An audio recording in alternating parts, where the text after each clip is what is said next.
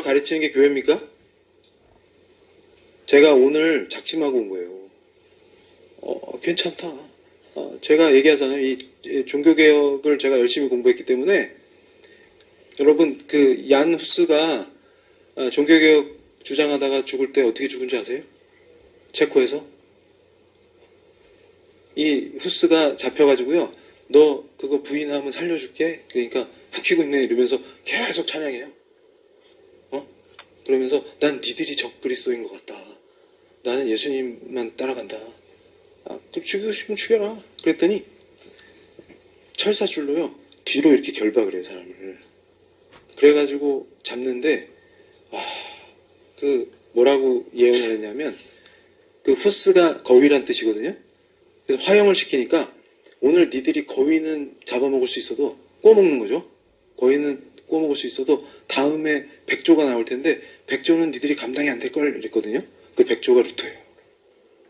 그래서 스위스에서는 기독교 상징할 때 백조 문양을 쓰잖아요. 그게 거기서 나온 거예요. 그러니까 후스가 그렇게 죽었어요. 근데 이분이 신기한 게 뭐냐면 너무 기뻐하는 거야. 죽으러 가면서 이게 사람이 딱 철사줄에 결박될 때는 공포가 확 오기 때문에 무섭게 되거든요. 그러면 혹시 뭐 자비를 베풀어 달라든지 이런 말이 나와야 되는데 이 사람이 너무 기뻐하면서 찬양과 기도를 하면서 가요. 근데 불을 붙이니까 이게 얼굴을 확 덮을 때까지 기도하는 거예요, 이 사람이. 그리고 너무 기쁘게 가버리니까 다 공포에 질린 거예요. 그러니까 무슨 얘기냐면 종교개혁도 그냥 루터가 빡 나온 게 아니고 그 전에 훨씬 전에 예비한 사람이 영국에 있었어요. 존 위클리프라는 사람이. 이 사람 기가 막혀요. 기가 막혀요. 그러다가 죽이려면 죽여라 이랬는데 손 대려고 하니까 딱 갔어. 손 대기 전에 하나님 품으로. 멋지죠? 그랬더니 이놈들이 위클리프 시신을 가져다가 태워갖고 죄로 만들어갖고 뿌려. 그러면서 야 이렇게 했으니까 이제 나중에 부활을 못하겠지? 이러면서. 그래서 제가 그걸 읽다가 공부를 하다가 깨달은 게 뭐냐면 이놈들이 뭘 제대로 알았네. 왜냐하면 계속 위클리프가 이단이다 이러고 정죄를 했잖아요. 그러면 진짜 이단이면 부활을 어떻게 해? 예수의 사람이 아닌데 부활을 어떻게 해 이 사람이? 이해가 되세요? 그러니까 이놈들이 그걸 알고 있었네. 지금 제가 그걸 읽다가 얘네들이 뭘 제대로 알고 있었네 사실은. 그러니까 뭡니까? 마귀들이 제일 무서워하는 게 바로 그거예요. 실제로 괴롭혔는데 사실은 이게 지들도 무서운 거야 지금. 부활하면 어떡하지? 이러면서 그 짧은 생각에 이거 불로 태워서 가루로 만들면 부활 못하겠지? 이렇게 생각한 거예요. 그러니까 그게 우상 숭배자들 아닙니까? 미신에 빠져 있는 거지. 그러니까 부활이 뭔지도 모르는 자들인 거죠. 우리가 몸을 가루로 만들고 빠면은 부활이 안 되네. 약국에 있는 그걸로 이렇게 가르면 부활을 못 해네. 야, 이 바보 같은 놈들. 그러니까 얘들은 그러니까 제대로 모르는 거잖아요 지금 이게. 그러니까 제가 횡설수설하는 게 아니라 이 얘기를 쭉 왜 했을 것 같아요? 이게 바로 종교개혁의 핵심인 거예요. 그러니까 제가 깨달은 게 뭐냐면 진짜 신앙은 순교신앙이구나. 그러니까 우리가 식민지의 그 어두움에서 벗어나서 나라를 세울 수 있었던 그 힘도 바로 이 순교신앙이구나. 그거요. 그러면 지금 보세요. 악의 대연합이라고 그러죠. 자, 동성애, 이슬람. 그러니까 제가 저랑 지금 합력하고 있는 지모 변호사님이 저한테 맨날 그래요. 교수님, 제가 희한한, 그분도 민변에서 귀순한 분이거든요. 그래서 저랑 잘 통해요. 귀순자끼리. 그래가지고 지금 같이 합력하고 있는데, 아니, 이 양반이 저만 보면 맨날 그래요. 교수님, 희한한 일이 벌어져요. 그래서, 뭐가요? 그랬더니, 아니, 원래 이슬람 교리가 동성애랑 같이 그렇게 합력이 안 돼요. 원래 얘네들이. 오히려 동성애자를 죽여요, 얘네들은. 근데, 어떻게 얘네들이 합력을 하고 있어요? 이러면서, 저한테 맨날 궁금하대. 그래서 제 강의를 2번 듣더니 교수님 이제 알았어요. 쟤들이 어떻게 합력할 수 있는지. 이게 지금 보면 신기한 일들이 벌어지죠. 합력해요. 제가 영국 상황 보세요 지금. 얘네들이 같이 합력해 서로 도와요. 이게 악의 대연합이라고요 지금. 그렇게 해서 일단 선결 조건으로 뭐라고요? 혁명을 하려면 교회부터 쓰러뜨리면 돼요. 근데 다 해봤어. 볼셰비키 혁명도 해보고 뭐 다 해봤어. 그랬는데 지들이 무너졌어. 그러니까 제가 분명히 말씀드리는 게 제가 교회를 칠 때 근거로 했던 이론이 뭐냐면 안토니오 그람시의 진지전 기동전 이론이에요. 헤게모니 이론이고. 그러니까 무슨 얘기냐면 교회가 우리 사회에서 지적 도덕적 지도력을 갖고 있으면 안 돼요. 그게 헤게모니니까. 그걸 상실케 해야 돼요.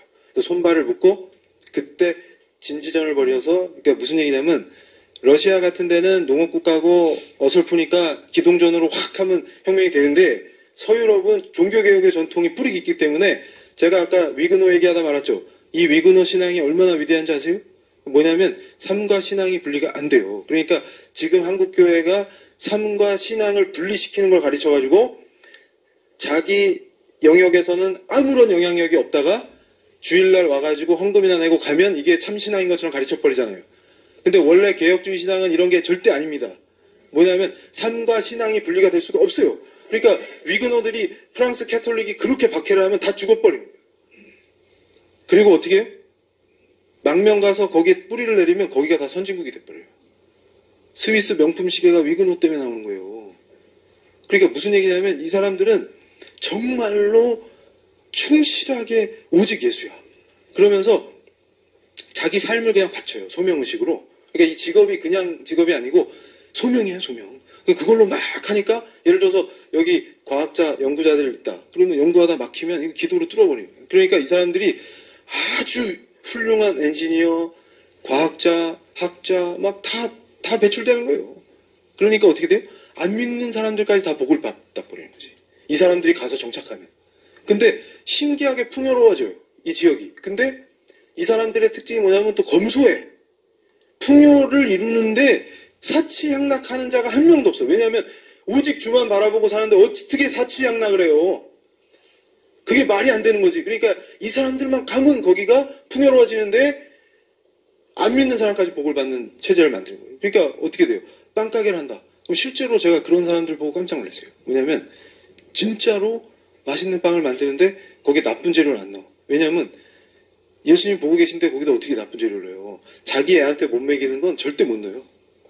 그러니까 이 빵이 얼마나 좋겠어요. 그게 대박이 나는 거지. 근데 김 집사님만 그런 게 아니라 박 집사, 최 집사, 거기 교회 다니는 사람 다 그래. 그럼 어떻게 돼요?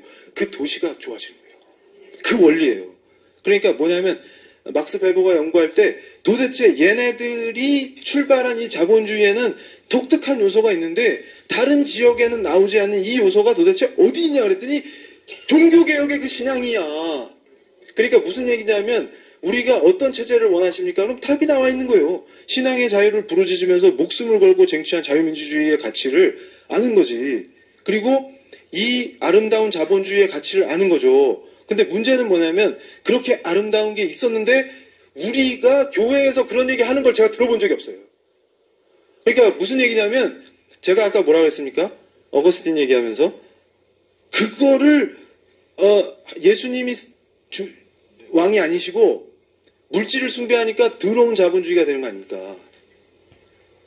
그리고 아름다운 자유민주주의가 이상하게 왜곡되는 거고 그러면 어떻게 돼요? 정교조나 이런 애들이 학교에서 그런 걸 조롱하면서 나쁜 것만 가르치잖아요. 그러면 어떻게 돼요? 그럼 이걸 회복할 방법도 거기에 답이 다 들어있다는 거예요. 그러니까 저들을 미워할 필요가 없어요. 우리가. 이 전쟁의 승리는 뭐냐면 그걸 회복해버리면 끝나는 거예요.